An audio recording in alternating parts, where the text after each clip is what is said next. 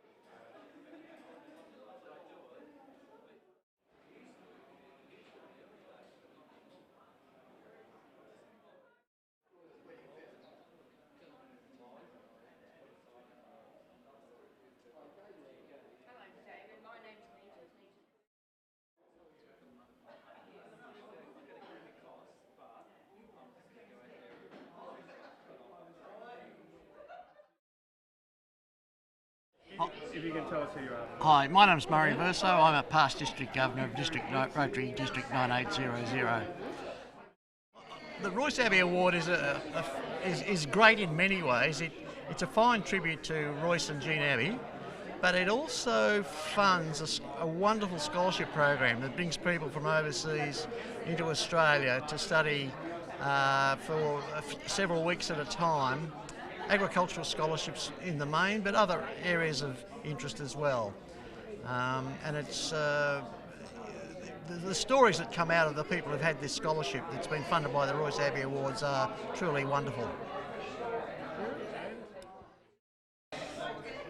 And my name's Ron Payne. I'm the current Governor of District 9800.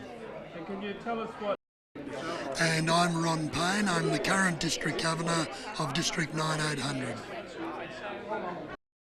Well, from my perspective, I think it's a marvellous legacy of the Abbey family and Royce and Jean in particular, but the other dimension from my perspective also is there's an enormous array of programs within Rotary that people undertake, and this is another example of people getting a pat on the back for their endeavours and their efforts. So I think it's really important that we put our ongoing support behind this program. I'm Michael Portelli, President of the Rotary Club of Essendon, 2023-24. Peter Kondos, an old-time member of the Rotary Club of Essendon. And I'm Timothy Anderson, just a regular member, interested in international projects. Okay, starting with you, Michael, what does the Royce Abbey Awards mean for you? Well, I was fortunate enough to know Royce in the early years of my membership, and always found him to be a very inspirational fella with his world presidency and the way he led the club. So it just really invokes that movement towards being part of the club and being actively involved. Yeah, so thank you. Enthusiasm, that's the key. Yeah, following on from that, it's really the awards really celebrate new Rotarians' enthusiasm, their commitment to the Rotary cause. Yeah. Yes, Royce was all about majesty and grandeur, and hopefully some of that is rubbed off on us as well. Hello, my name's Gay Karras and I'm very happy to be here tonight. Hi, I'm Irene Verso. I'm with Murray, who's giving the polio talk tonight. And I'm Michael Karras, a 40-year member of this club, and the stories that Royce, when this was first mooted, that the Royce Abbey Award would take place. He was very excited about it, and he said, well, if we can get 20 or 25, it'll be great. And here we are tonight celebrating 500. What a great feat it is, and what a great honour to the great man. Thank you. Steve Chandler from the Rotary Club of Essendon. The Royce Abbey Awards, I think, are a fantastic way of encouraging people to have the same sort of commitment that Royce Abbey always showed. And I think it's a fantastic thing that not only does it encourage people, but it also goes to a very good cause in bringing people from third world countries into our country to learn about agricultural practices. Sunil Pereira from the Rotary Club of Essendon, and a proud Royce Abbey awardee. It's given for enthusiasm and commitment, and that is a great award because that really, like Steve Chandler just mentioned, it goes to a very useful cause, and that is, I'm very proud to be one of the recipients of that award. Peter Mifsud, I'm not a I'm not a member, but yeah, for what it's worth, I'm here as a spouse, and the award, from what I hear, is really good. It goes to a really good cause. Thank you. Hi, I'm Peter Duras. I'm now with the Rotary Club of Central Melbourne, 40s with Essendon. It's an absolute privilege to have this badge on my lapel. Royce, I knew for 25 years as a warm, modest, friendly man, but it's easy to overlook the fact that he went on to really revolutionise Rotary. Royce is the man that fitted Rotary to be facing the 21st century. Brought women into Rotary, he brought Hungary and Poland back into Rotary. He boosted the endowment fund so that Foundation, which was on its knees, really worked.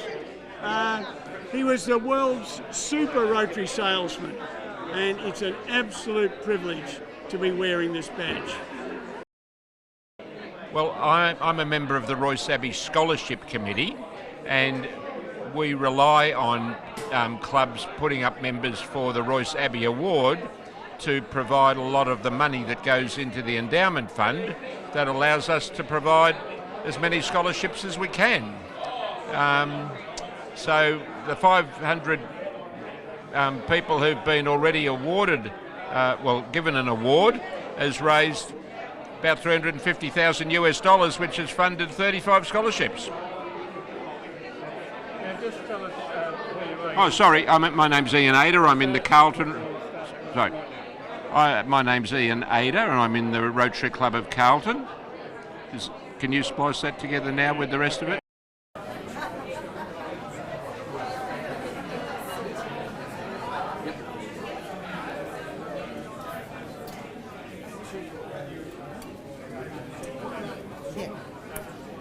Rotarians. What was that?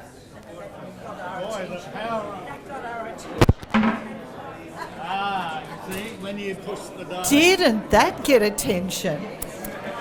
Rotarians and friends, if you could please be seated. Third and final call, you'll be fined if you don't sit down. Rotarians and friends, it's time to get started.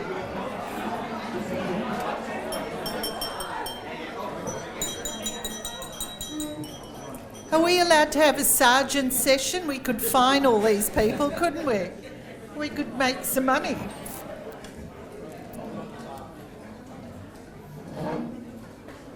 Girls, if you've got some, are there spare seats anywhere? We seem to have a few people. You're right. Peter Duras, have you got somewhere to sit? You're right? Oh. Right. Now my name's Maria Coopers. I'm a member of the Rotary Club of Essendon, but I've also, I get to wear this big badge which says a Royce Abbey Ambassador. So how's that? So I'm going to be your MC tonight, and it is a very, very special night, and to see you all here, to join in with us. It's just wonderful. Let's do the housework. Have you all got a free drink ticket? Is there anyone who missed out? Okay, Jenny, can you help Jenny, a couple of people on that table, just put your hands up and Jenny will give you a ticket. That will give you a free drink at the bar.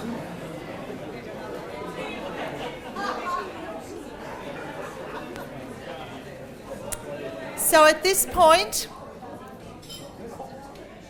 I'll make that sign fall again, and then I'll definitely need a doctor in the house because that gave me a heart attack. So just, and when we ring this bell, it's like the Greek Orthodox Church, and I didn't know whether I had to cross myself. Thanks, David.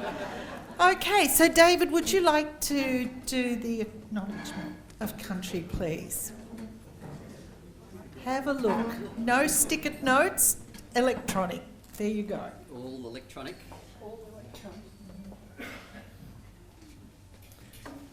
We acknowledge that we are meeting on the lands of the Wurundjeri people of the Kulin Nation. We pay our respects to their ancestors and elders, past, present and emerging. Thank you. Thank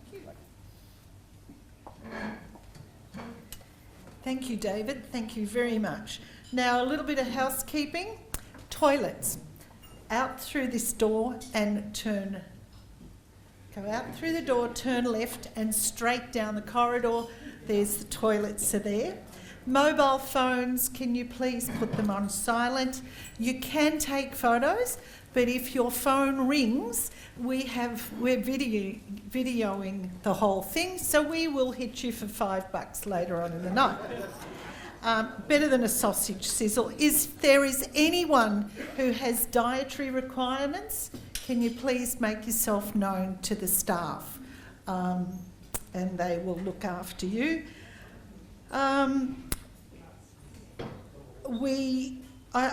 welcome each and every one of you, and we'll do that, go through all those names in a few minutes. But it's now time to invite our DG for 9800, Ron Payne, to please come and give us the Rotary toast.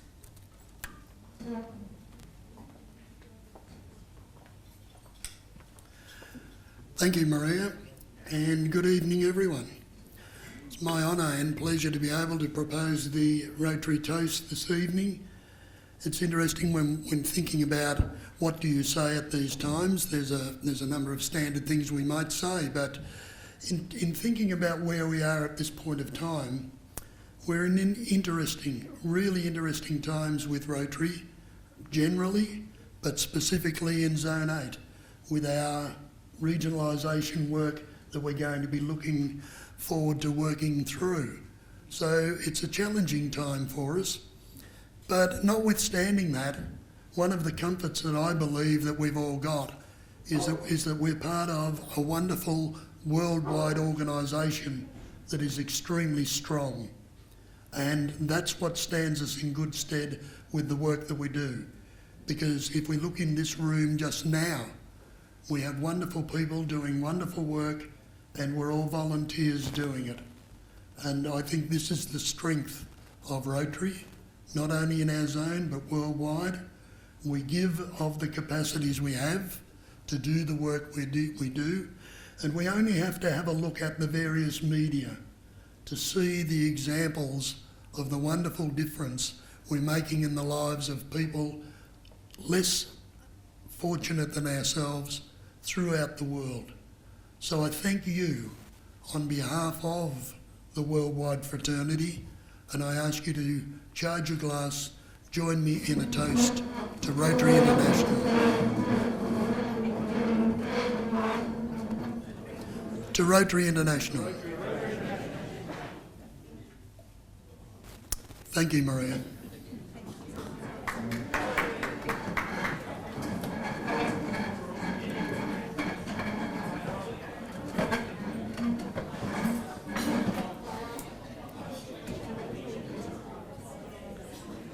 Now, entree will be served in a few minutes, but we've still got a couple of minutes up our sleeve because you are so well behaved. You know, we're running ahead of time already, so we're doing well. I'd like to introduce to you the members of the Royce Abbey Award Committee, and in no particular order, I'll start with my past assistant DG, Colin Stiles. If you can stand, he's one of our committee. Someone that doesn't need any introduction, David Abbey, past president, Rotary Club Essendon, and chair of the Royce and Jean Abbey Scholarship Fund. We have apologies from Peter Baker, who's he actually presented one of the first Royce Abbey Awards, but he is quite unwell with gastro, so we thought, no, stay away. And the newest, hang on, I can't see him.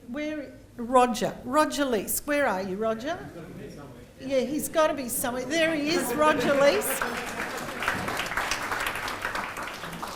And Roger's been one of those stalwarts behind this award, so we're very lucky to have Roger on our team. I call him the stalker because he rings me 5 times a day, but that's part of it. And our newest member of our committee is the lovely Jenny Mann, who's from Rotary Club Essendon. So this is the team, and they're amazing to work with, and I'm very privileged to have that honour. Now, we've got, you won't believe who's in the room. So here we go. Let's do this right. We've got Murray, Verso and Irene. Murray is Zone 8N Polio Now Coordinator. A big welcome, Murray. Lovely to have you here. We've got Dennis and Linda Shaw, trustee, and Dennis is the trustee of the Rotary Foundation. Thank you, Dennis. I've got to say this right. Ron and Deb Payne, our DG for 9800. And of course, I've mentioned him a little earlier in the committee, but David and Cindy Abbey, thank you. And David is past president of Rotary Club Essendon, chair of the Royce and Jean Abbey Vocational Scholarship, and a really nice guy, so we're very lucky to have that. We've also got, and again in no particular order, the DG for 9810, Ian Ballantyne. Yep. Michael Lapina, who's DG elect for 24-25, and Michael has brought his lovely son, Alex. And it's lovely to have you here, Alex. And you don't have to sing for your supper tonight. It's all covered, so it's relax. Peter Shepherd, 9800 DG nominee. Lovely to see you. Stephen Lamont. Where are you, Steve? There he is. Welcome, Steve. Lovely to have you here. Ian Knight, Royce and Jean Abbey Scholarship Committee. Don Jago, Royce and Jean Abbey Scholarship Committee. Nita Kirby. Now, Nita, she's the DG for 9790 from Tatura Rotary Club. And I've got no idea, but you are sitting on a table with all these blokes. So you are a lucky girl. You are a lucky girl. So a big welcome. Also, I'd like to welcome our president of Rotary Club Essendon, Michael Portelli, and his lovely wife. Now, we also invited, because we've had ADGs, DGs, DG elects now, we invited the BGs, ABC, ACDC and In Excess, but they all send their love, so they're all there. So at this point, we're going to get our entrees served, and then I'll come back and we can proceed with the evening. Enjoy the night, and it's a pleasure to have you here tonight. Thank you.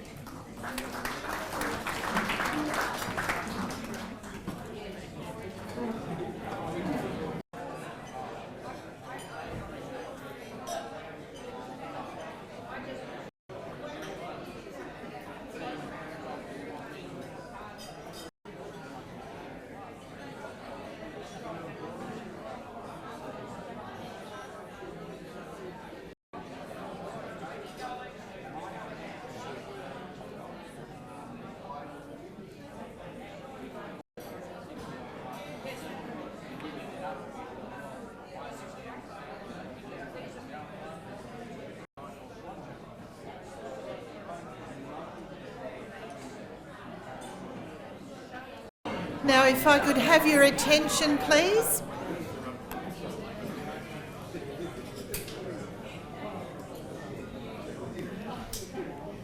I'd like to call to the microphone past President Peter Kondos, who is a member of the Rotary Club of Essendon, hard-working.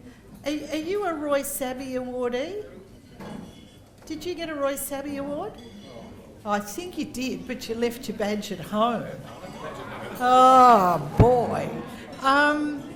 Peter's just going to have a few words just to talk about an amazing lady, and I speak of the late Jean Abbey. So if you could please give him your attention.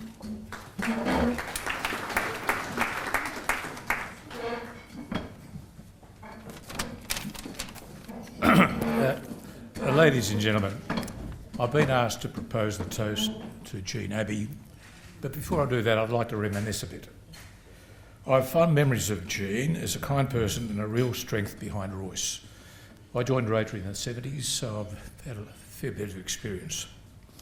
She lived a marvellous life, born in 1922, married Royce in 1948, then had 4 children, 8 grandchildren, and now 12 great-grandchildren. What a legacy. Jean was involved with the Rotary Club of Essendon since 1954 and was an honorary life member till her passing in July this year at just over 100 years of age. An excellent life. Over the years, she had received multiple Paul Harris recognitions, Rotary's highest honour, working quietly behind the scenes and supporting Royce. She really did show enthusiasm and commitment to the ideals of Rotary. I remember when Royce was offered the world presidency, he had to get Jean's permission. While she thought about it and what was involved with the disruption in their life and the great commitment that would be required, she agreed, and the rest is history. The Royce and Jean Abbey Endowment Fund was established, and the Awards Committee is presenting tonight's 500th award. So that was the character of Jean Abbey, a great lady. So I'll give you the toast to Jean Abbey. To Jean Abbey. Thank you.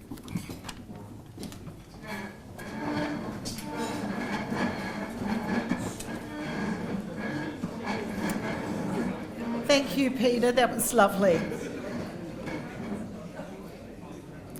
Next person I'd like to call to say a few words. And I speak of... hang on, I'm just moving right along. At this point, I'd like to call on Colin Stiles to update us on the Royce Abbey Award to date. And it's quite exciting, isn't it? So I'll leave it with you. There you go. Thanks, Maria. Those of you that don't know me, my name's Colin Stiles, and I'm the ring-in. I'm from Hoppers Crossing Rotary Club, but I'm very, very fortunate and very privileged to be a part of the Royce Abbey Award Committee. I have to say it, but there's a gentleman sitting over there who I've got a lot of time for. Oh, that's you, Roger. Sorry. It's Roger Leask. Roger and the rest of the Royce Abbey Award Committee ambushed me last Wednesday week at my club. And a couple of my club members said it's the first time they have ever seen me stumped for words. And I certainly was, because I was just over the moon and felt very humbled that I too now had a Royce Abbey Award. But just to give you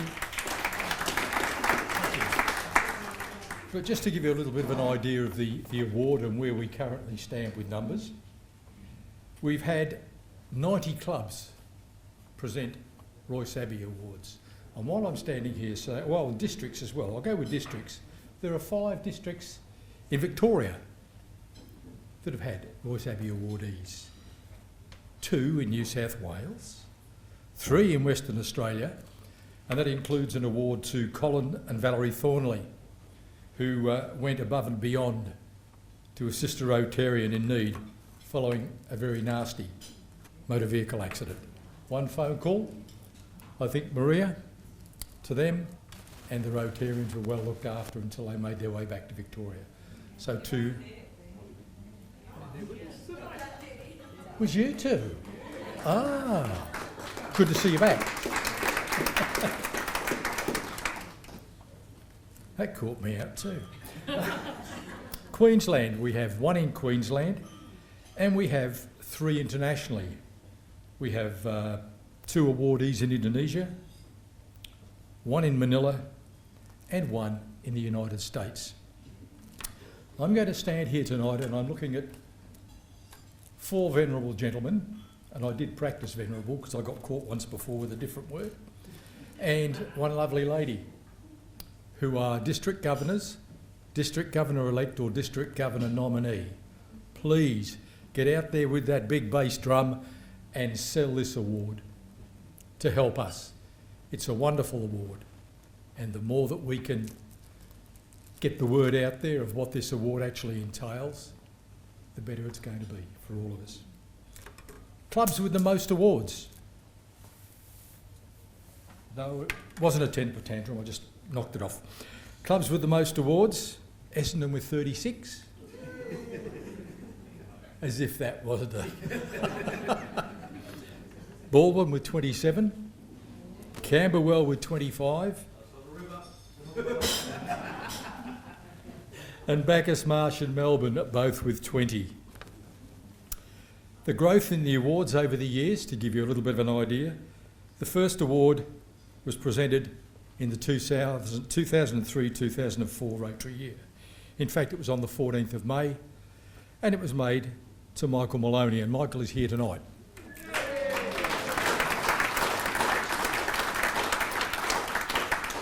There were 20 awards in that first year, 2003-2004.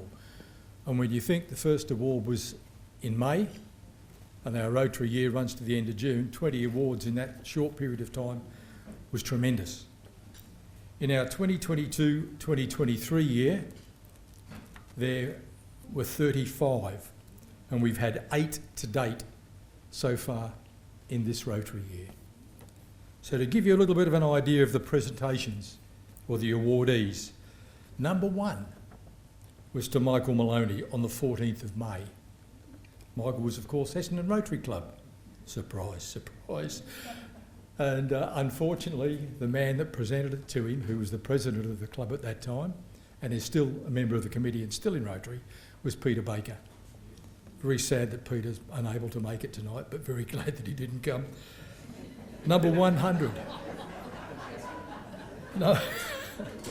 Number 100, don't tell him that, will you? Number 100 was Lynn Gill from Southbank, and she was presented with the award on the 9th of December 2008. So it took us 4.5 years to get from 1 to 100. Number 200 was Dudley Rain from Bacchus Marsh in June 2013. 300 was Morris Baker from Melton in May 2017. Number 400 was to Terry Barrett from Armidale, West Australia on the 17th of December 2020. And tonight's 500th presentation goes to, wouldn't you like to know?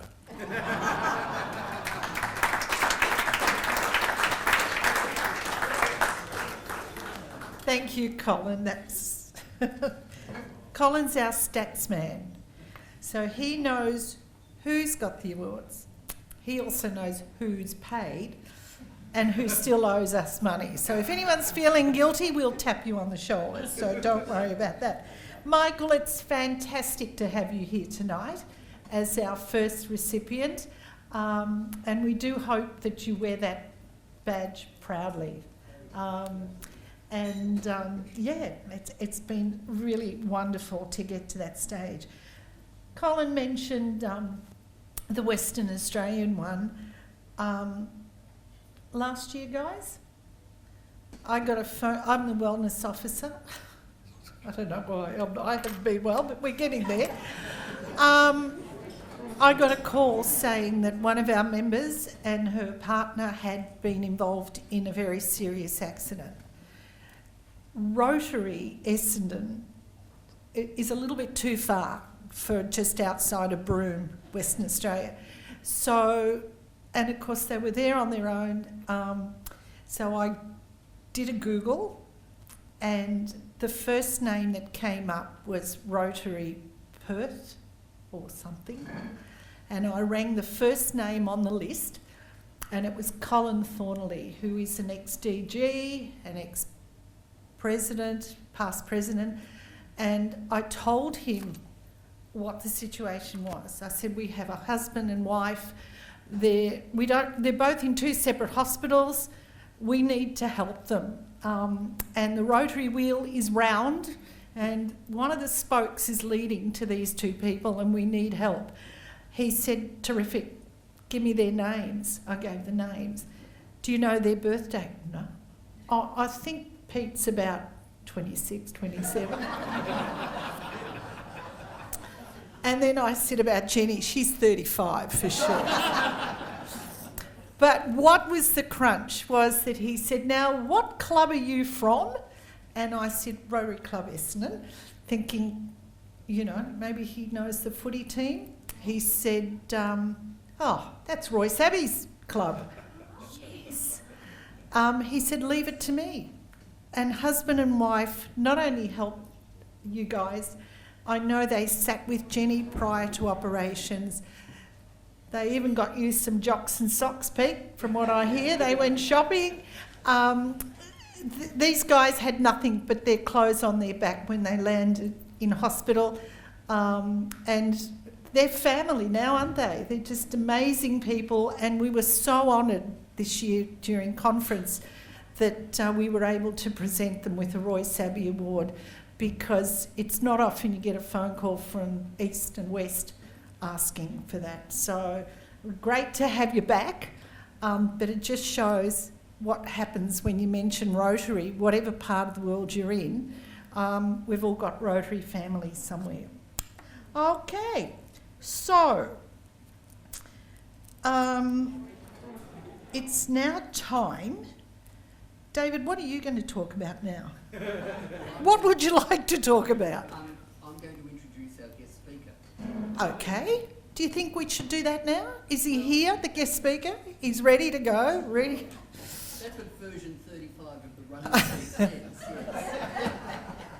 So it is that time, and we're going really well with time. I'll invite David to come up and to introduce our guest speaker for the evening in Murray Verso.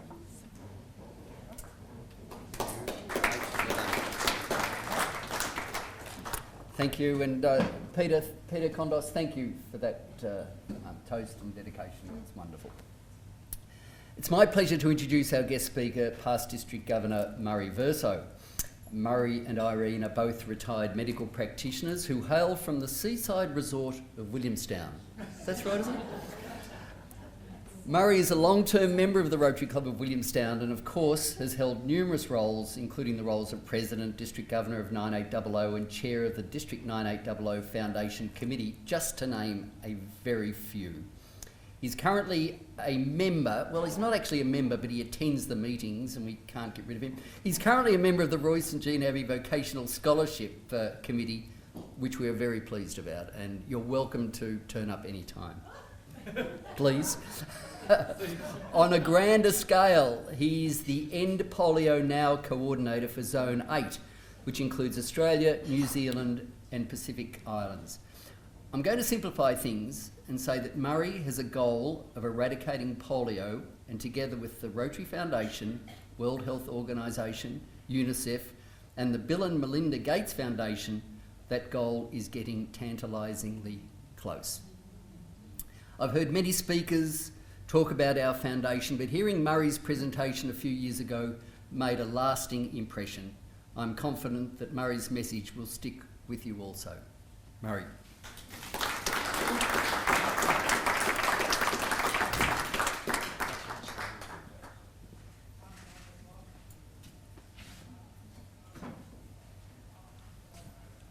Good evening, everyone. It's lovely to be here. Thank you very much, Dave, for that very warm introduction. This is a fabulous day with so many people from not just 9800, but from all the districts of Victoria. I think it's fantastic. And so I'm quite honoured to be your guest speaker tonight. The last couple of Rotary functions I've been to, it's been a bit more exciting than having me as the speaker, and that's because Michael Lapina has always rendered a few operatic items and finished with Nissan Dormer, and there's no way I'm attempting anything like that. But so I'm going to speak to you a little bit about Rotary's #1 priority, and that is the eradication of poliomyelitis. Before I do, I would like to acknowledge Royce and Jean Abbey. Peter's tribute to Jean was lovely. What a great partnership these two were. 60 years in Rotary together, and Jean was just so supportive of everything that Royce did during his very, very distinguished Rotary career. One of the things that saddens me slightly about the name Abbey is that for newer Rotarians, Royce passed away nearly 10 years ago, his name isn't as well known as it used to be. And I think it behoves us to try and perpetuate that name. And at least the Scholarship Committee and the Awards Committee are doing that. And I think it's fantastic that the work that people like David and Roger and all the others do with both the awards and the scholarship is absolutely magnificent.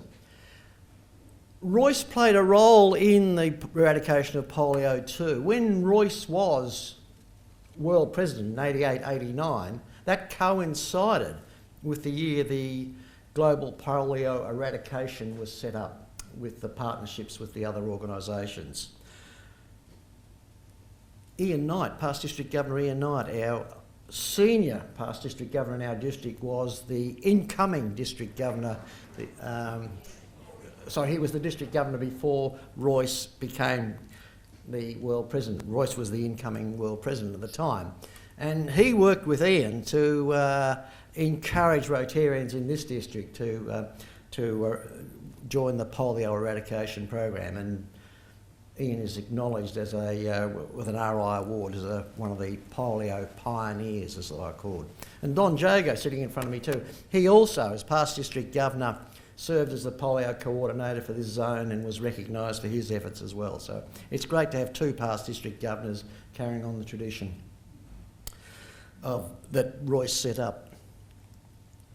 Okay, as I mentioned, it's Rotary's #1 global priority. This statue emphasises that point. Some of you may have seen this statue. It actually sits outside Rotary headquarters in Evanston, and it's been there for about 30 years, depicting a Rotarian providing polio vaccine to a child while other children wait their turn. People say, why is Rotary bothering? You know, we are this close. Why do we keep going? The reason was emphasised last year when polio actually hit the headlines. There was a case of poliomyelitis in an unvaccinated adult in New York State last year, a man of the age of 24. Then polio on several samplings was found in the wastewaters of New York, so it was actually circulating in New York. It was then found to be circulating in the wastewater supplies in London and then Montreal as well. So these countries that thought they'd eliminated polio years ago let their guard down, vaccinations dropped, the polio virus started circulating again. It emphasises the point that polio is only a plane ride away. We must keep our vaccinations levels high in all countries. This is what I want to talk to you about, a little bit about what is polio, Rotary's role in the eradication, what we've achieved and some of the challenges, and what we need to do to achieve complete eradication. So what is poliomyelitis? Well, it's actually a devastating disease for those who are afflicted by the condition. It's a viral disease that is spread through it is ingested in the mouth through contaminated food or water, grows and multiplies in the intestinal system and then affects the central nervous system. It is more likely in areas where there is poor hygiene, overcrowding, lack of health facilities. It's more likely to spread in those sort of environments. It can affect anywhere in the central nervous system, and depending on where it lands in the central nervous system, the effects are produced. So if it lands high up in the brain stem or in the brain itself, not likely to survive. Could die, in fact. If it affects lower down the muscles of respiration, that's when people end up in iron lungs that you're all familiar with. But the most common situation is what we call acute flaccid paralysis, where the lower limbs just become floppy and people can't stand on them. And that's why people end up in calipers. It is most likely to affect young people, and particularly those under the age of 5. In fact, it used to be called infantile paralysis. But what is intriguing about this disease is that it can range, people who are infected with the virus can range from no symptoms at all the way to death. And it has an unpredictable course. For every case that is symptomatic, it's estimated there could be 100 asymptomatic cases. So that case in New York, there could have been 100 others with the disease but weren't showing symptoms. It is not a disease that's treatable. It requires vaccination to prevent it. And it's a very effective vaccination that we have available. We know it's an ancient disease. If you look at this picture of this tablet in Egypt, you look closely, there's a priest there and his right leg is quite withered. Typical effect of polio. So we know it's been around for thousands of years. But it really became a problem in the last century, in the 30s, 40s and 50s in the Western world in particular, where it came in a series of epidemics affecting children. And people didn't know what to do about it. There was no simple cure for it. And people had all sorts of quack cures to try and keep the disease away. And people were ostracised with the disease, families were ostracised and so forth. Affected children were often separated from their parents in hospital. We haven't seen a case in Australia since 1972. But around the rest of the world there are plenty of cases, as this third picture illustrates. These photographs are from the Children's Hospital archives, and they show children in a polio ward at the Old Children's Hospital. Boys lined up in rows there. That was at the Frankston Hospital, where they had an orthopaedic ward just for polio victims. These kids are in splints. We wouldn't do that today. We'd be exercising the muscles rather than splinting them. And there are children below in the bottom two photographs in iron lungs. Imagine that, living in an iron lung for an unpredictable time. It might just be weeks, months, a couple of years, could be for life.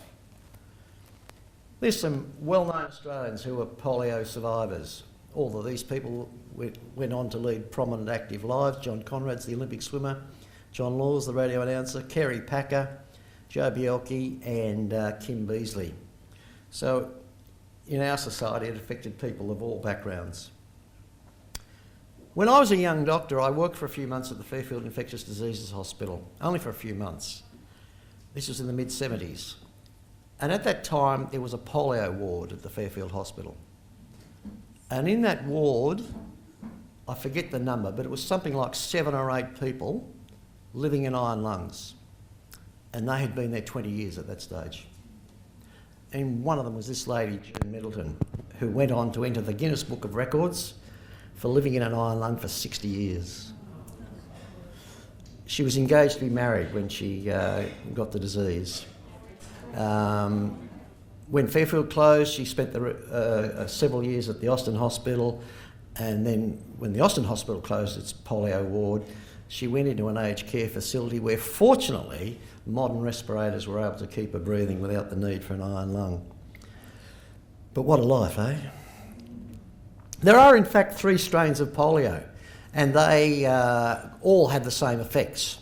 And it was Sir Macfarlane Burdett, an Australian scientist, who made this discovery. Thanks to Rotary and its partners, the second strain was eradicated in 1999, and the third was eradicated in 2012. So we're just left with 1 strain of the wild polio virus. And the big game changer was, of course, the introduction of the vaccines, the injectable Salk vaccine and the drops, the Sabin vaccine.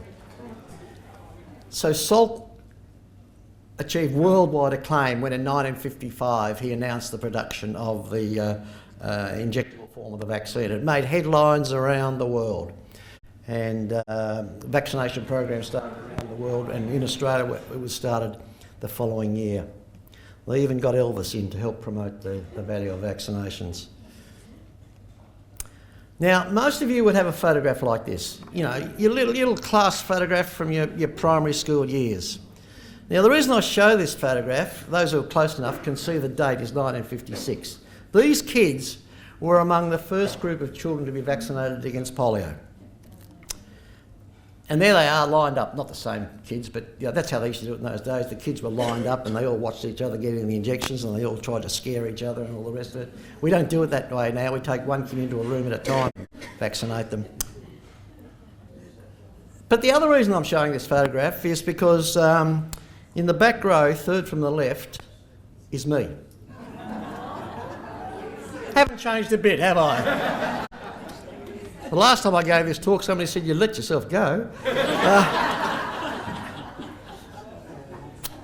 But I actually do remember the day. And the reason I remember the day was when I got home, my mother was nearly in tears of relief that her son had been vaccinated against this terrible disease. And then a few years later, Sabin came up with the oral form of the drops. Now, Sabin and Salk argued with each other about who had the better vaccine, but to their credit, neither of them took royalties for these groundbreaking programs. And of course, the Sabin vaccine, the drop form, has been the mainstay of the vaccination program over the last 40 years, although we don't use it in Australia. We haven't used it in Australia for about 20 years. Most Western countries went back to the injectable form, and I'll explain why in a minute. So if you look at this graph, you can see the peaks and troughs of when there were polio outbreaks in Australia. And virtually it was stopped in its tracks in the mid-60s. As I said, the last case was in 1972. Rotary's role in the eradication of poliomyelitis. Well, successive presidents since Royce have all banged the polio drum, and there's our current president, Gordon McInally, promoting the cause there. But it dates back to a predecessor of Royce's, Sir Clem Renouf, in 1978-79, when he was the RI president, an accountant from Nambour. And Royce was, Sir Clem was the RI president the year smallpox was eradicated. And he wondered if there was another disease that could be eradicated. And one of his district governors, a guy called John Severs, was an infectious diseases physician in Washington State. And he said, well, I reckon we could work on polio. So they went to the WHO, and the WHO said, no way, you guys haven't got the ability. As an NGO, you haven't got the knowledge, the experience, the capability to eradicate polio. So they went off and did a pilot program using Rotarians and other volunteers and raising funds in the Philippines. And that was immensely successful. And so they went back to the WHO, and the WHO said, well, we know you mean business. So because of that, in 1988, the Global Polio Eradication Initiative was set up. And these are the partners we work with still to this day. UNICEF, WHO, CDC, governments of the world, and more recently, in the last 2 decades, the Bill and Melinda Gates Foundation. It is a very good partnership. So what we've achieved, we've immunised more than 3 billion children. It's estimated 20 million children are walking that wouldn't have been walking if we hadn't had the vaccine program. 1.5 million lives have been lost. living, 1.5 million are living that would otherwise be deceased. These results are impressive. And that is in graphical form. In 1988, 1,000 cases a day in 120 countries. We're now down to just 11 cases this year in 2 countries, Afghanistan and Pakistan. We are going to see the end of polio, and Rotary will be the reason that will happen. These are the words of Bill Gates. The Gates Foundation and Rotary work very closely together. In fact, there's some representatives of the Gates Foundation coming to Melbourne in a couple of weeks' time, and we've been invited to meet with them. So what is the current status in a bit more detail? Well, last year there were 30 cases, 2 in Afghanistan, 20 in Pakistan, and unfortunately 8 in Mozambique in Africa. Fortunately, that outbreak in Africa has been quelled, and so this year we are down to 11, just 5 in Pakistan and 6 in Afghanistan. Complicating the story though, for those of you who can see it, there's a map there of the world and a lot of green and orange dots on the map of Africa. These are what we call vaccine-derived cases. There is a problem with the drops, in that the drops are excreted in the faeces, and they can, particularly in areas where there are low immunisation rates or overcrowding, those drops can mutate and become an active form of the virus and cause infections, and that's exactly what's happening here over the last 5 years in Africa. So this year there has been something like 370 cases, but that's half of what we had last year and a lot less than we had several years ago. So it's improving, but it's going to take a few years to eradicate it completely. And the way it's improving is that the drops have been changed so that they are less likely to cause this mutational problem. So, how are we going to reach the goal of complete eradication? There are actually 2 goals that were set up by the GPEI only 2 years ago, in fact. The first goal was to see the last case of polio in Afghanistan and Pakistan, last case of wild polio. Last case this year, wait 3 years, no further cases, those countries can be certified polio-free. A couple of months ago we thought that goal was going to be reached at last cases this year, but with another case only a couple of weeks ago, it's looking less likely that we might still see a few more cases over the next few months. So perhaps next year we might see the last cases. The second goal was to stop this circulating vaccine-derived polio in the sub-Saharan African countries. That's going to be a tougher nut to crack, but it is doable, but it's probably going to take a few more years. So it costs something, it's estimated to cost something like $4.6 billion to complete this eradication program. People say, why is it so expensive? Well, if you look at this slide, you can see that we have to vaccinate 400 million kids a year. We have to employ something like 150,000 polio workers to administer the vaccines, as well as numerous people to do the surveillance work. So it is a very costly exercise. The good news is that the cases in Afghanistan and Pakistan are being restricted geographically. They're not spread out through the country. They are actually on the border, which is good. Their genetic strains have come right down, so there's only one genetic strain of the virus circulating in those 2 countries. And that's a similar pattern that was seen in India 12 years ago when that was declared polio-free, and Nigeria 5 years ago when that was declared polio-free.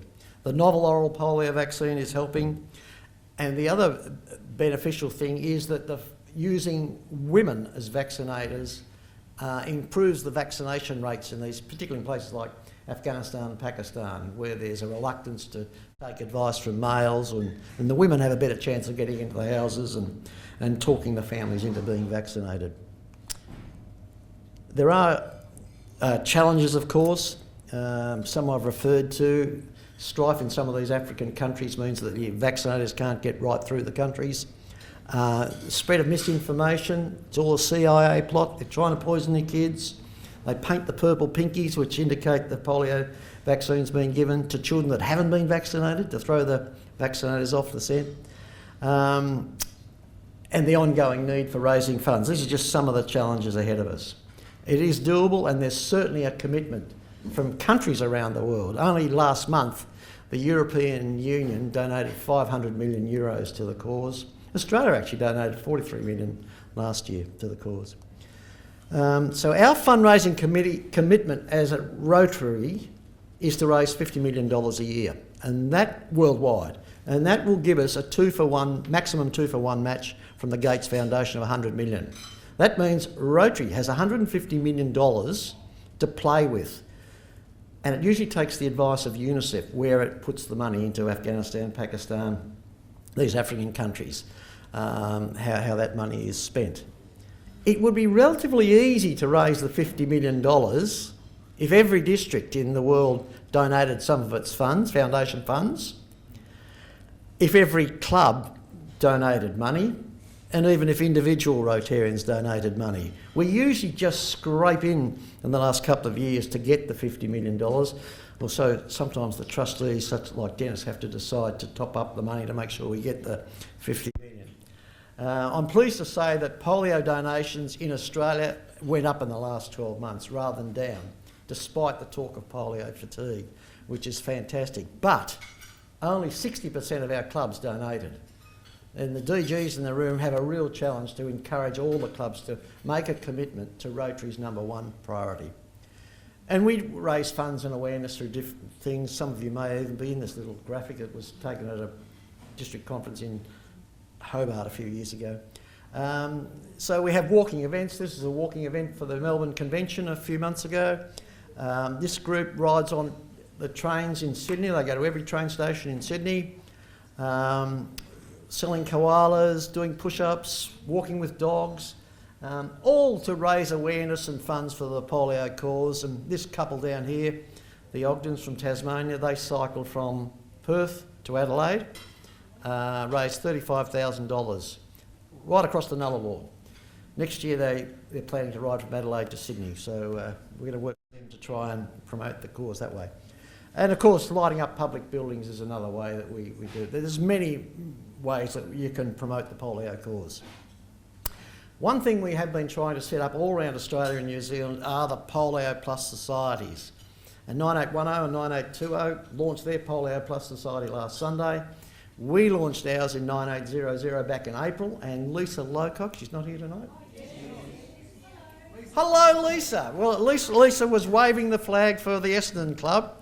She was as part of the launch. So what Lisa and other members of the society do is they agree to pay $100 every year until polio is eradicated. And we celebrated the year and the launch of our committee, our society back in April. And there's Lisa there. Some of you will be able to see the halo she's got there.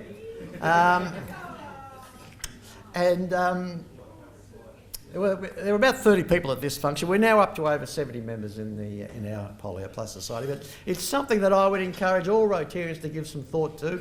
I've got some commitment forms here, by the way, if anybody's interested. But together we can really, we will see the end of polio. It will happen as long as we stay committed to the cause. It will be, to quote Bill Gates again, one of the great moral and practical achievements of our age. And as Rotarians, it'll be great to say that my organisation did that. It's even better to be able to say, I was part of it. I made a commitment too. So thanks very much for your attention. Good.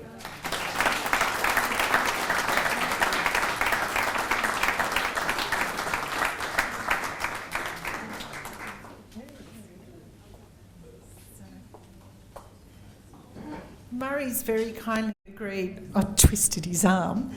It is dinner time. It is dinner time. Are there any questions? We're more than happy. Murray's more than happy. Yep. Steve Chandler. Murray, do they know where the virus actually came from? Well, no, is the short answer. It was around in Egypt, so we'll blame the Egyptians, will we? No, the short answer is no, we don't. Cindy? Oh, Cindy. I was just wondering, the circulating virus, the Yeah. are the symptoms the same?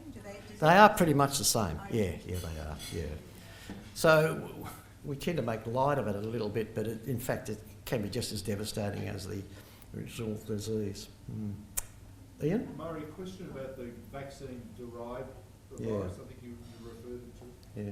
What risk does that actually pose? Because every time I speak about polio, I'm always talking about Afghanistan and Pakistan. Yeah. Encouraging people, this is where, unfortunately, it's going up every week at the moment. But what risk does that other pose? I mean, is there a chance that that could re-emerge in Africa or where it is? What distinguishes it in terms of risk?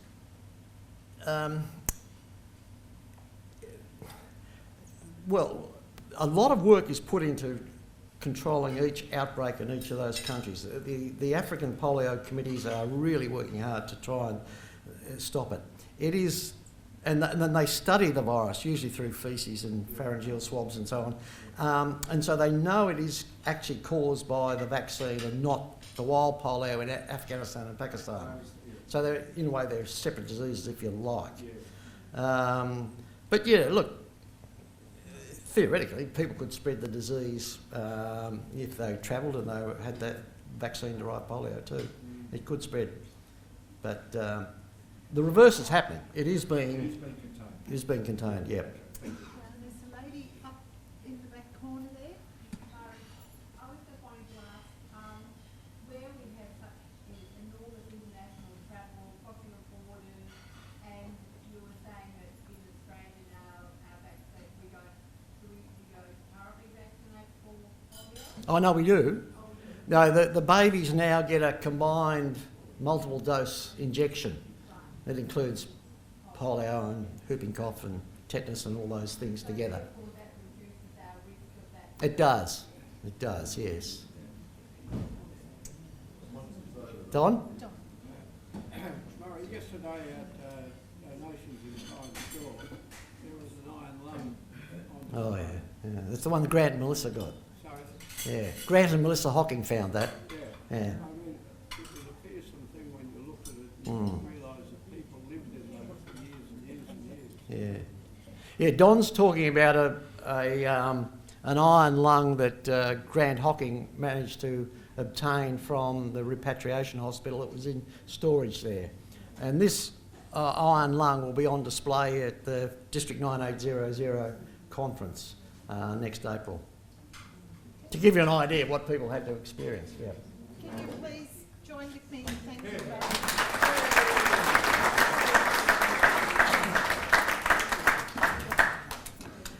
Well, you would have noticed on your table that you all received a gift to take home, a biro.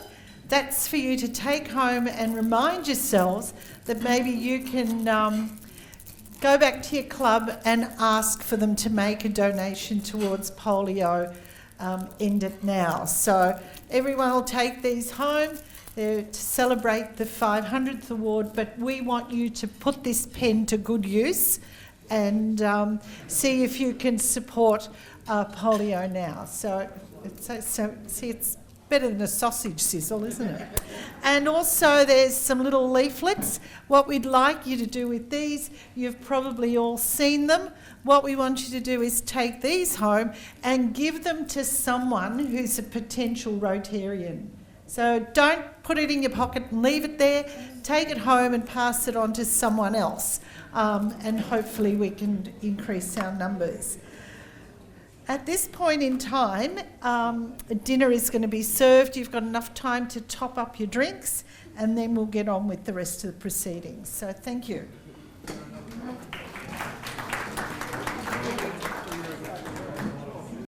Many years ago, we swore allegiance to the four-way test. 3 of them in the room. Do you want me to tell you which table they are? Come with me. No, let's get serious. There's been some apologies. Even Siri doesn't understand. We've got some apologies, which I do want to mention because these people were really looking forward to being with us. I speak of, we've mentioned Peter Baker, who's our past president, due to illness. Kathy Roth, past DG Geelong, she sends her best wishes she could be here. Ian Risley, past world president. I know he's sent a message, but he hasn't asked who the 500th is, so get him off the list. One of our senior members, Fong Long from the Rotary Club of Essendon. Fong doesn't travel at night, however he's made a donation, which is really lovely. Grant Hocking, past DG, chair of 9800 Foundation, wishes us all the best. Karen Vines, president Rotary Club Hoppers Crossing. Shirley Cook, past president Rotary Club and secretary of the Royce and Jean Abbey Scholarship Committee. For those who don't know her, she's travelling, that's right. She's somewhere in there. Richard Lawrence, past president Rotary Club Essendon, he's in Myanmar, sends his best wishes. Terry Barrett, past DG in the year 1988-89, Western Australia. I explained there's no bus from Perth to here, not to get here quickly. Bob Edgar, Rotary Club Bendigo, past president, and he was one of the original members of the Royce and Jean Abbey Vocational Scholarship, and he wishes us a successful night. Past president, Rotary Club Essendon, Alan Murphy. Past assistant governor and past president, Rotary Club Essendon, Sam Tatalia. Don't, just between us, he blamed his wife. Right, so if you see Mary, just let her know. All of these people, you know, have sent us their best wishes, and they're in our thoughts. So it's now time to call upon David Abbey, please. And David's got a little bit to say about the scholarship, the foundation scholarships, and I'm sure he's got some stories to tell us about some of the scholars that he can share with us. So please join in welcoming David to the microphone. Thank you, Maria. Tonight is a very proud moment for the Rotary Club of Essendon, for those who have served on the Royce Abbey Award Committee, and in particular for past President Roger Leask, the person who initiated and who has driven the Royce Abbey Award for the last 20 years.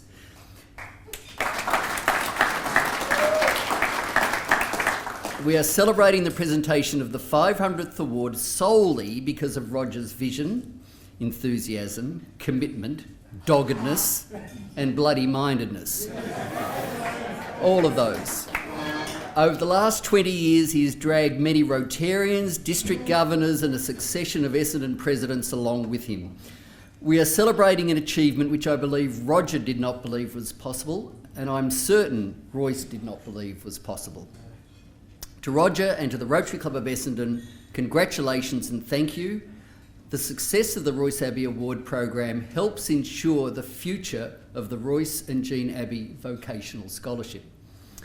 Which brings me to the question, how is the Royce Abbey Award related to the Royce and Jean Abbey Vocational Scholarship? In 1954, Royce Abbey joined the Rotary Club of Essendon. He remained a member until his passing in 2014, nearly 60 years later. His Rotary career, of course, culminated in him attaining the position of President of Rotary International in 1988-89. Not bad for someone who left school at 14, and some would say was born on the wrong side of the tracks, or in Melbourne's case, the wrong side of the river. His motto for his presidential year was, "Put life into Rotary, your life," a motto which he used to motivate Rotarians around the world. The 1988-89 district governors thought that had a very special year, which they wanted to commemorate. So let's be blunt, the district governors had a whip around. The result was the establishment of the Royce and Jean Abbey Endowed Fund within the Rotary Foundation, with initial donations totalling more than $100,000. Yes, they were motivated. It was left to Royce and Jean to determine how that fund was to be used. Due to Royce's involvement at the time with the Crawford Fund and his friendship with Melbourne Rotarian Alex Buchanan and others, Royce and Jean decided the income from the fund should be used to finance agricultural scholarships for members of communities in developing nations in the Asia-Pacific region. Initially, the scholarships were of 3 months duration, linked to agriculture, aimed at candidates at village level and valued at $10,000 US, funded from the earnings from the endowed fund. The scholarship has undergone many changes since then. The scholarship now can be any length to a maximum of 3 months, can be a team of up to 3, can be in any one or more of Rotary's 7 areas of focus, not limited to agriculture, and scholarships are now available to candidates from any developing nation around the world. The Scholarship Committee introduced these changes to make the scholarship more accessible for both candidates and host Rotary clubs.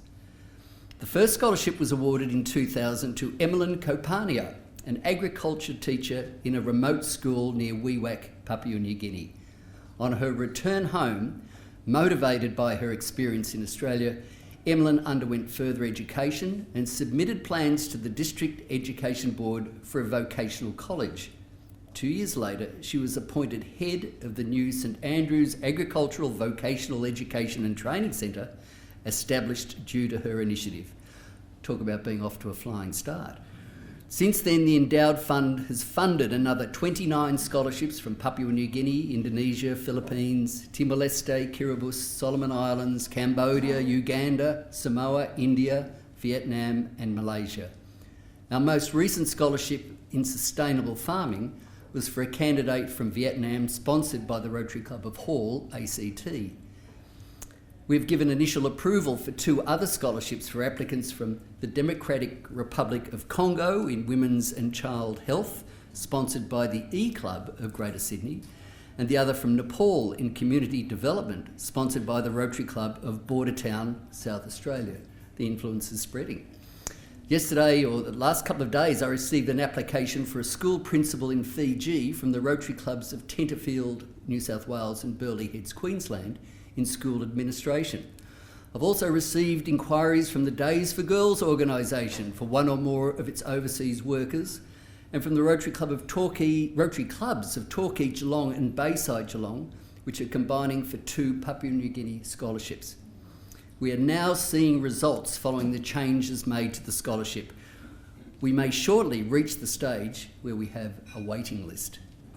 Importantly, it is the money raised from the Royce Abbey Award which will ensure we can continue this successful program.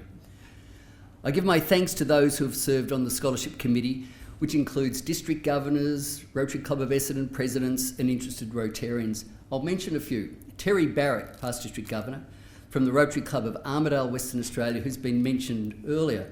Unable to attend tonight's celebration due to his birthday celebrations, is a long-standing member. He was a district governor in Royce's year 88-89 and was our 400th Royce Abbey awardee. Past district governors Don Jago and Ian Knight have brought great knowledge and experience to the committee. We have had ongoing support from past district governors Murray Verso, our speaker tonight of course, and from Dennis Shaw, now a trustee of the Rotary Foundation. These are 5 people with more knowledge and experience about Rotary and the Rotary Foundation than almost anyone in Australia. Maybe Ian Risley, but he's not here. We are privileged to have their input. To the other committee members, past and present, thanks for your contribution. And the 500 awards represent $500,000 donated to the Endowed Fund by Rotary clubs. The Scholarship Committee is very conscious of its responsibility to make the scholarship worthy of this support. And I say with confidence that the program can deliver benefits to communities in less developed nations, and it is providing value for money. That is why members of the Scholarship and Award Committees are so enthusiastic, encouraging clubs to support the award, knowing the funds will be put to good use. My congratulations to Roger, Maria and the Awards Committee, to the Rotary Club of Essendon, to the clubs which have presented Royce Abbey Awards, and to all 500 Royce Abbey Award recipients. Thanks.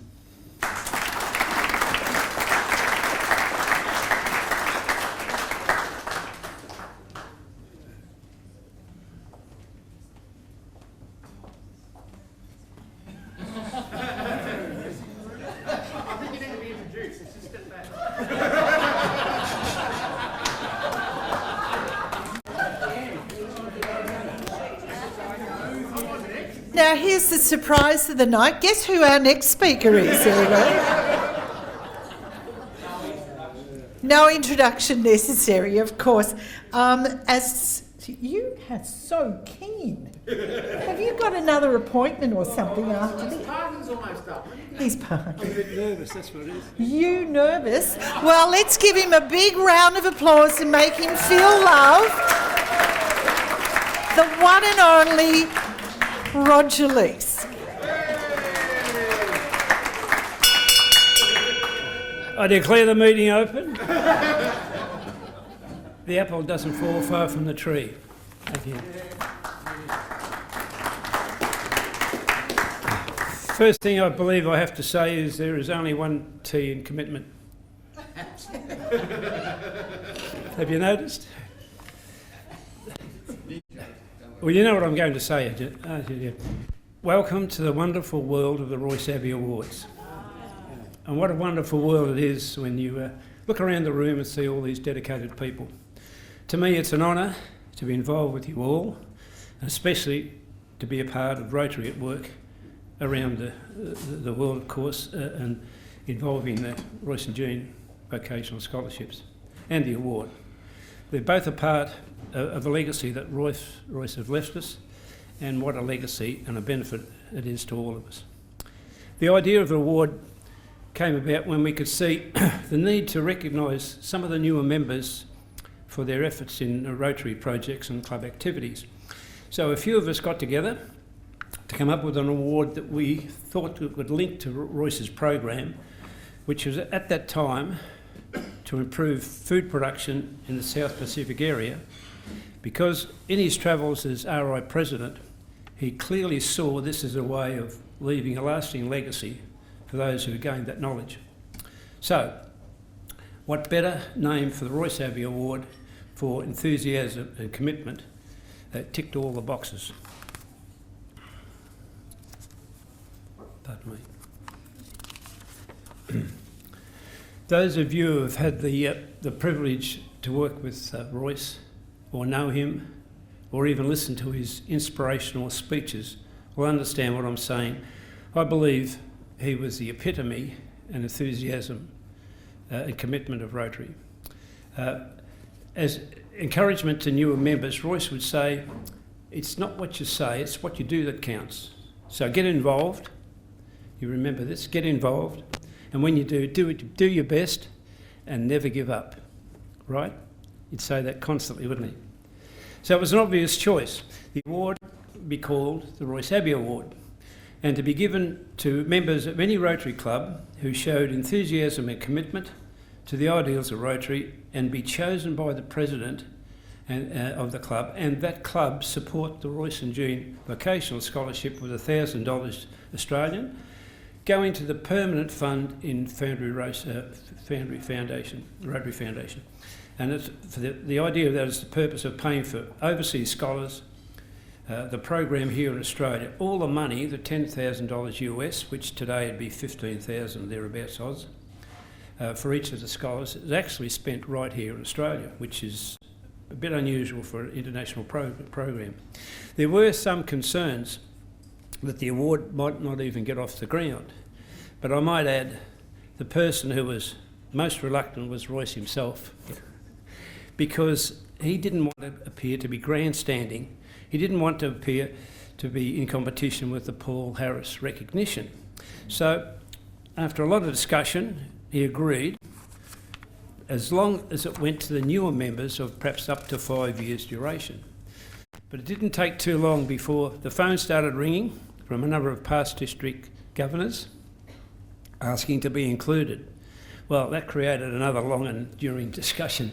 He eventually agreed to have it open to all members regardless of their time in Rotary, because I think the convincing comment to him was, if a Rotarian was good enough for one, surely they'd be good enough to get the other one. And it gives Foundation a double dip.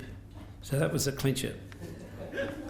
After the original meeting, Jorgen Babenko and I got together to design a badge which he made, which is one of these here, and a certificate and presentation kit, which has evolved into this kit right here, as you may have seen, which is the letter to the recipient, the badge, and a certificate signed by the President General and Maria Kupis. And also a nice little package that you can keep for future use. Magnetic. At the awards launch at Frederick's Restaurant in 2004, it was chaired by Alan Murphy, and I recognise some here that were there. It was Don, it was Ian, I think that would be David, and a few others right there back in those times.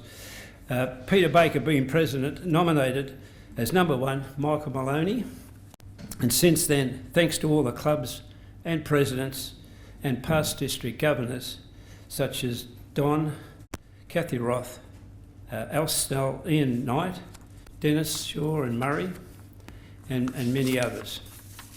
It has now reached, as we know, 500, including a world president 2017-18, Ian Risley. When the opportunity to receive a Royce Abbey Award was first raised with Ian, he wrote, "I would be truly honoured to receive this award. We all have heroes in our life, and Royce was definitely one of mine. And to receive an award in his name would be special to me." However, so far, no awards in South Australia yet. So I'm asking, anybody here got any connections with South Australia? We need to crunch a few numbers there. So after the third or fourth award, Royce said, "Wouldn't it be good if we could get to 25 awards? That would mean," he said, "25,000 to the foundation." So today, Royce and Jean would be very pleased. Jordan and I started to visit clubs to promote the award. We went to Western Australia, and with the help of Al Snell and Terry Barrett, we presented to the Perth Club. Then we went down to Geelong, and then Drysdale, Graham Ellison's club, for quite a few times, up to Ballarat, Bendigo, just to name a few.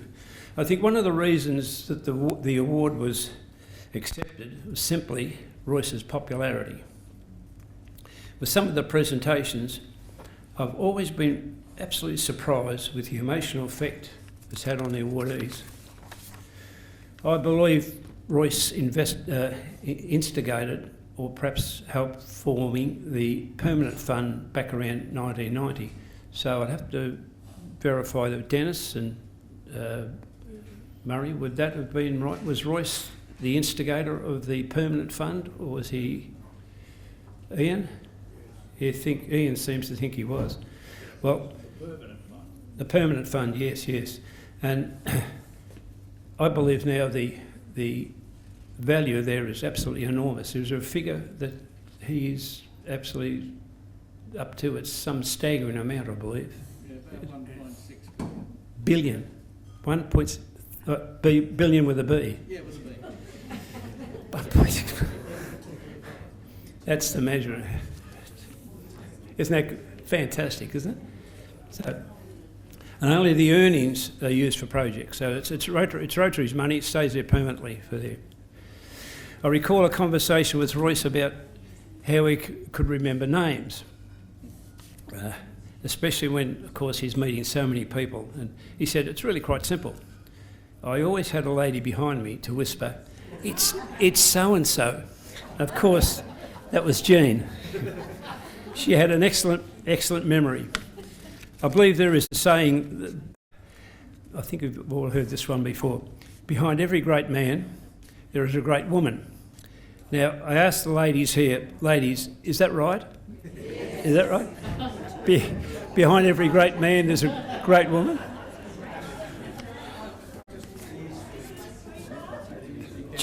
Jean was always there to support Royce, to support her family and support Rotary.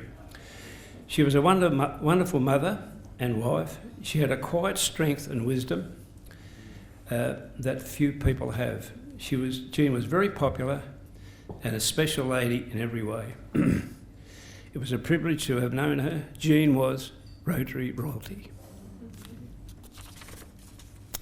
Every successful club in the world is that way because of two words: When we look at the definition of enthusiasm, it says a feeling of extreme energy and excitement.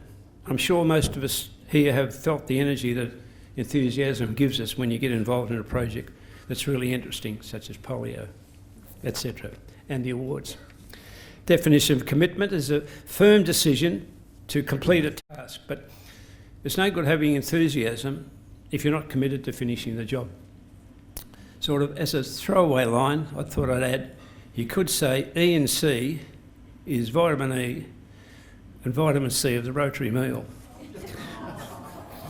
I know that's corny, but I think it's got something to it. We all know about Rotary Foundation, but I believe the Royce Abbey awardees are the foundation of Rotary, because those two words, enthusiasm and commitment, are the cornerstone of the Rotary world. So, how far can both of these programs go? I suppose that's really up to us. A few years ago, Kathy Roth arranged for me to go to speak at the DG's conference at Newcastle. And the idea was for me to ask them to approve the award to become a national program. At that time, they decided against it. So maybe it's time to try again. Now, I think it's time for the special award number 500 to go to a very special Rotarian. Maria? Oh, no, not to me. No, that's not... Roger would have worn a nicer dress for the occasion. God, look at all the notes he's got. He's amazing. Actually, it is a special night, and Rog did mention that each and every awardee is part of it. So if you are a Royce Abbey awardee, please be upstanding.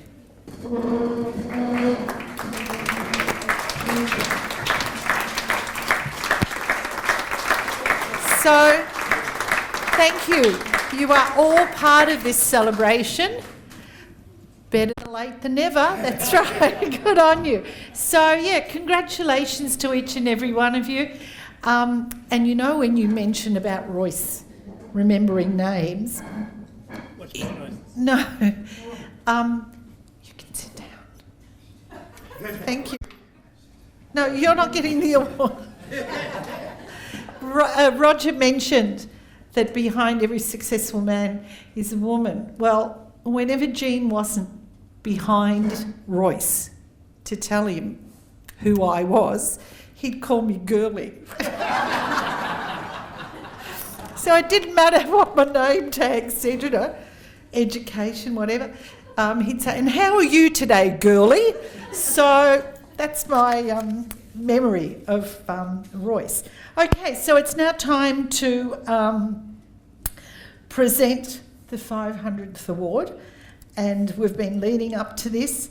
I'd like, Dennis Shaw, would you like to come and help us do this presentation? You know, as trustee of the foundation. And I'll also ask Jenny, can you come and be helper here? Be barrel girl. Barrel girl, I was going to be very nice. So we've counted the votes. Votes are in. Votes are in. We got the auditors that look after the AFL Brownlow medal count.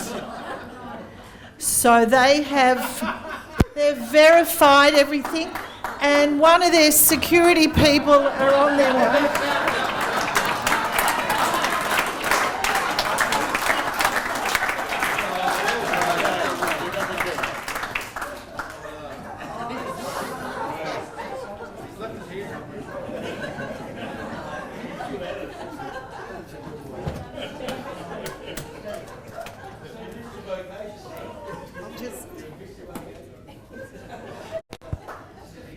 So thank you, security from the AFL, KPMG, whoever you are. And it's time to make the presentation. Dennis, I'll open the suitcase because I've signed the contract, okay? So it's all right. Hand me the... I will hand you the envelope. You will open the envelope and then you'll make the announcement. Does that sound like a deal? And we've got witnesses. So. Right.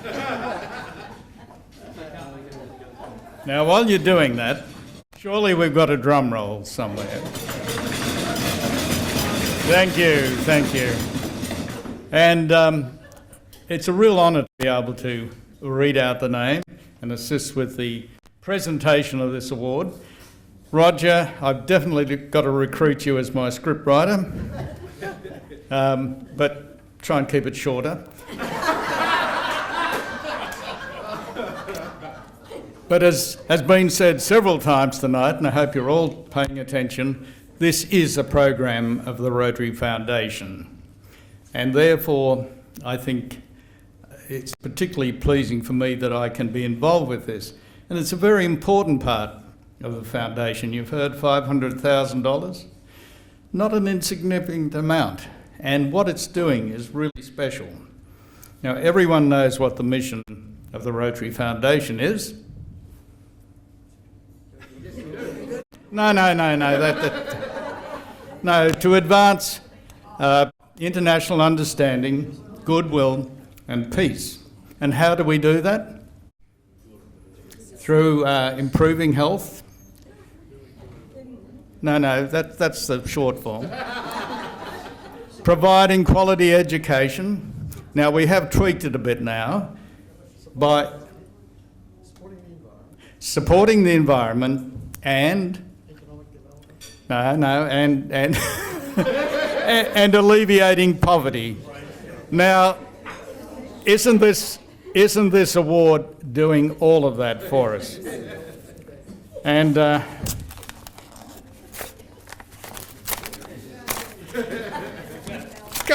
what have you done here? Now look, I've unfortunately left my glasses over there. But no, it's fine. It's fine. This is in a very, the print, even I can read this print. Even I can read this. And, in good Oscar style, we are trying to just tease out the moment. But I would have to say that the recipient tonight is a very, very worthy recipient. Somebody who exemplifies the values of being a Rotarian and of the Rotary Foundation. And sometimes the lengths that you have to go to get a speaker here, to Murray Verso, but we had to get you here on some pretext, and as a speech, I'm very pleased to announce that you are the 500th recipient.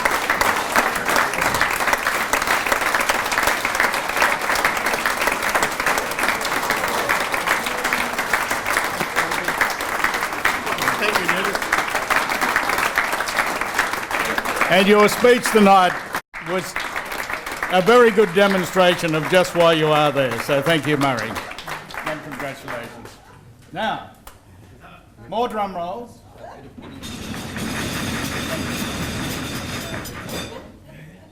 Oh, the penny. Okay. We didn't rehearse this, though, did we? No. Am I doing the penny? You're certainly doing the penny.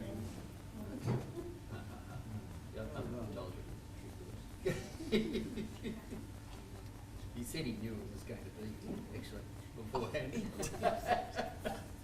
Well done. Oh, that's really magnificent. And the case, you are welcome. Fantastic. Oh. David, we've got a problem. We've got a problem? Where's security? There's been a objection. No. The wrong envelope. It was La La Land. Was that? Oh, are you going to give that to me? Well, I think maybe... Give that to me. Do you want to open that It's sheet? probably... I don't know, there were just 2 envelopes. We only paid for one. What are we doing? Can you open that, please?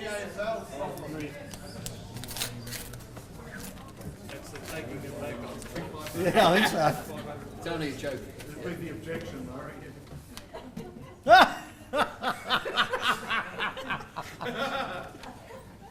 I now have the microphone. It is my pleasure to announce the recipient of the 500th Royce Abbey Award for his enthusiasm and commitment to Rotary International, and that One of us is the 501st, surely. A and B. A and B, is it? It is Dennis Shaw.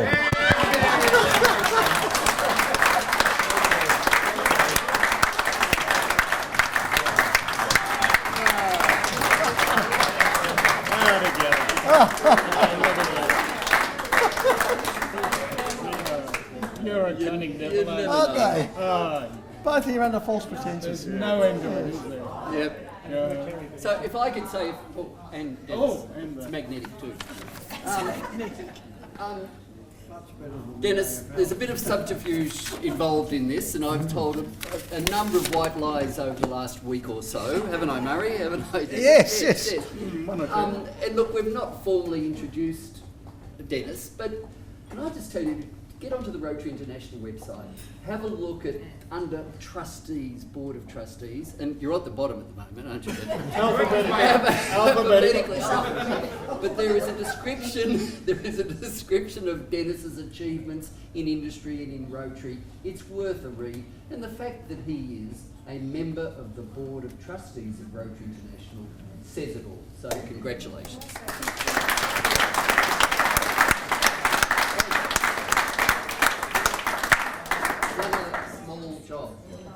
Another small job.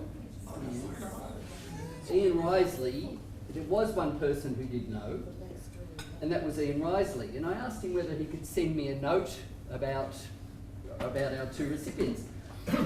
And Ian writes, I send greetings to David and all involved with the Royce Abbey Award, of which I am a very proud recipient. I understand you are presenting an award to two outstanding Rotarians who have made excellent contributions to our Rotary Foundation. Murray Verso has utilised his personal knowledge and enthusiasm to ensure polio eradication remains Rotary's highest humanitarian priority. And I'm delighted that Dennis Shaw has succeeded me as trustee of the Rotary Foundation from our part of the world. And he's doing a wonderful job with the Australia Rotary Foundation Trust as well. I extend my congratulations to both on being very worthy recipients of recognition via the Royce Abbey Award.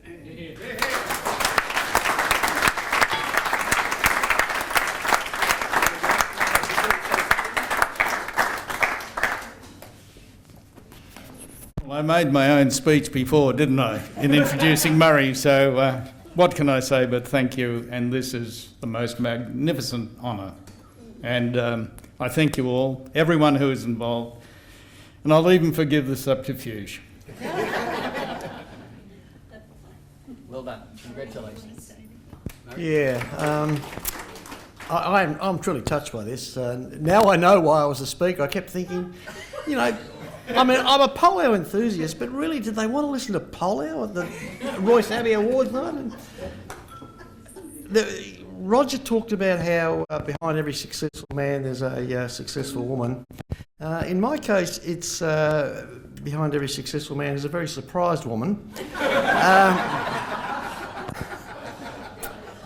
But tonight that makes two of us.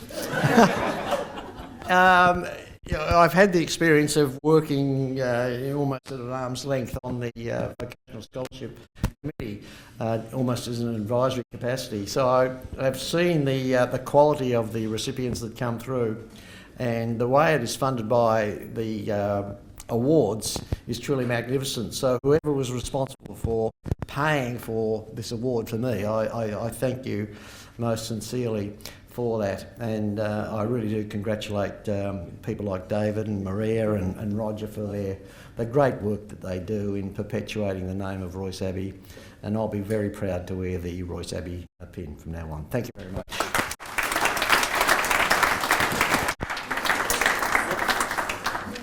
Lost the pen here. Oh, that's right. Not one of the special pens, is it? No, it's one I stole.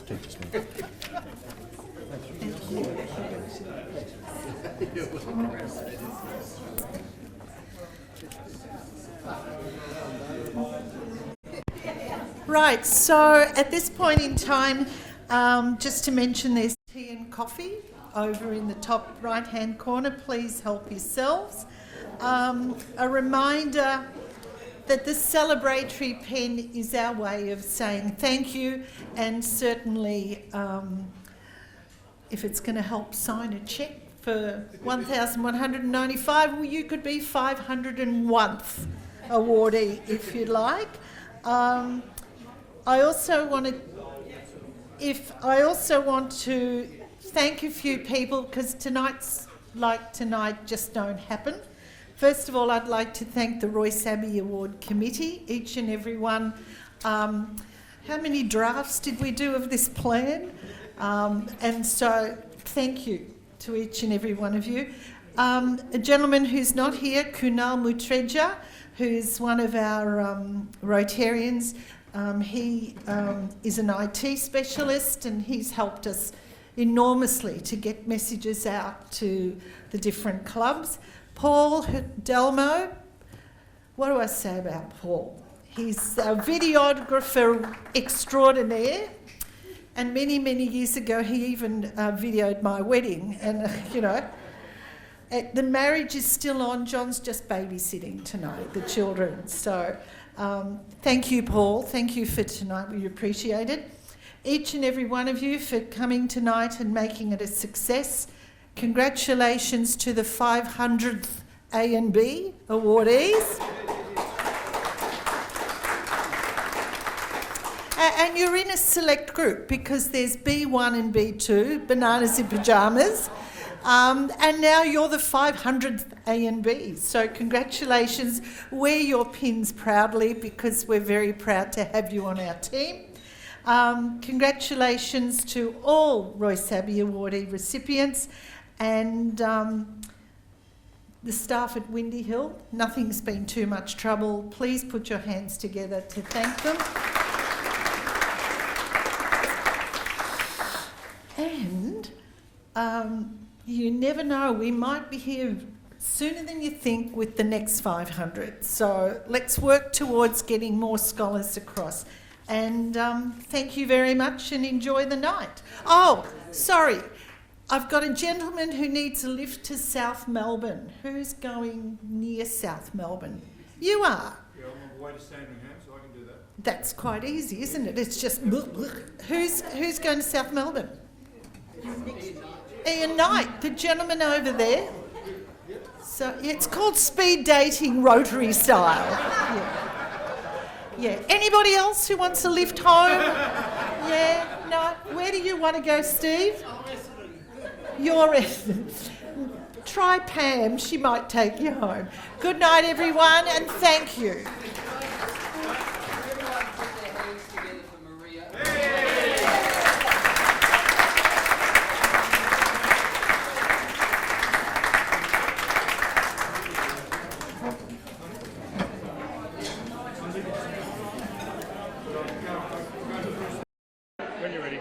I'm Michael Maloney, and I'm the inaugural awardee for the Royce Abbey Award, and it means an awful lot to me because I knew Royce quite well in my time at Essendon, and he inspired me to really commit myself to things and have the most enthusiasm and positive attitude possible. So I thank Royce very much, and I thank Essendon Rotary Club for the awards. So thank you. What tips as the number one Royce Abbey awardee can you give to the new awardees, Michael? I don't think I need to tell these gentlemen what to do. They're both committed to Rotary as it is and very enthusiastic, so I think they'll be fantastic ambassadors for the Royce Abbey Award. I'm sure they will be. How has it sunk in? How do you feel about becoming one of the new... I'm still quite amazed. As I was driving here tonight, my wife said to me, what was Royce Abbey's theme in his year as governor? As world president, and I said, put life into Rotary, your life. And she raised her eyebrows and said, oh, well, that's just you, isn't it? You know, in almost a sarcastic tone of voice. But seriously, I enjoy my work with Rotary, but to have it acknowledged by your peers like this, absolutely wonderful. I feel very honoured. Fantastic. And then over to Dennis. Has it sunk in for you now, Dennis? No, it hasn't really, because the lead up to this was in a way, and I knew that Murray was the recipient, and therefore everything was going into that. And I was totally blindsided, but I am so totally proud to have received this award. I think it's an outstanding thing that we have here, and to be a member and to be standing beside number one is a rather special thing. I just wish I had elevator shoes as well. But thank you for the opportunity. Full marks to the organisers for tonight. It was brilliant. Right. Dennis. And Michael. And Murray. Yes. Thank you for the award. And You thank be you. B1, I'll be B2. No, you were first. You can't. It's like twins, you know. Well, I was Can you introduce yourself now, boys? Dom Jago, Rotary Club of Camberwell, District Governor way back in 2003-04, but I was honoured to receive a Royce Abbey Award. Very much honoured. And Thank what you. does the Royce Abbey Award mean to you? It meant everything to me in those days because it was recognition of working for polio eradication, and I think that was a problem, and we're very much in charge of that now. So, but I was very honoured to receive that from Royce. Thank you. Hi, I'm Peter Shepherd, District Governor nominee with District 9800. I had the pleasure of meeting Royce a couple of times when I first joined just over 20 years ago, and the Royce Abbey Awards are integral to our district to keep his legend alive, but also to do ongoing good work throughout the world, and the scholarships provide amazing support, so please keep making those awards. Clubs, get out there, get behind it, it's a great thing. Thank you. Hi, I'm Michael Apina. I'm the District Governor-elect for District 9800, and standing next to me is the current President of Keilor East, David Dippy. And what's the Royce Abbey Awards mean to you? So I think I'm going to let you answer it first because you were there from the onset. To me, it's an Australian award. I think you're looking at different things. I see that as the award that we actually give to the public rather than to Rotarians as well. I mean, I was there when it was the Best First Year Player Award, which made an awful lot of sense. In my club, we had so many people there that didn't have Royce Abbey recognitions, Paul Harris recognitions, that it got to the stage we couldn't give it to anybody because we had to give it to 10 people. So to me, we had this opportunity to excite people who have done a great job as first year players. And I won't commit to one, but we're going to do that this year. It happened tonight. And if you want to do something to the public as a recognition, it makes far more sense to do a Royce Abbey to Australians, an Australian award relating to helping people in our area, than this foreign Rotary thing that people don't know who Paul Harris is. So for me, I was a recipient of one of the earlier Royce Abbey Awards. In fact, I joined Rotary in 2005. In 2006, the Rotary Club of Central Melbourne, my club at the time, recognised me with this Royce Abbey Award because of my enthusiasm and commitment. And that commitment, by being awarded that way, has actually made me more enthusiastic, more committed to Rotary. Hence, now I'm hoping to be the District Governor of our wonderful district here in 9800 next year. So I think it's certainly got me committed and enthusiastic. It sucked you in, mate. You can't leave that. That's exactly right. So I strongly endorse the Royce Abbey Award, and in my year I will certainly be promoting it far beyond District 9800. How has it gone for you all? How was it for you, Maria? I think it went okay. Yep, and we stuck to time, we finished on time, and lots of smiles and happy faces. Well, she's the man. She organised everything, and I might add it's very professional. Thank you. And also, no one knew. It was a surprise till the end, and the twist at the end worked perfectly. Two very surprised people. Yeah, and I think that was the key thing. Well deserved, well deserved. And the legacy this leaves for the Royce Abbey Awards. Can you say something there? Well, can I say, just again adds to the profile of the award. We've had a past president of Rotary International, we've had and now a trustee of the board of the foundation, and it just raises the profile and more people are going to know about it. That's right, and that badge that they'll wear it to lots of social situations, and people will ask, oh, what's that one? And they can talk about it. So that's it, we've done it. Let's do the next 500. And it all happened because of the support of everybody and the reputation of Royce and Jean. Yes, absolutely. Thank you. Thank Thanks, you. Paul. Thank you.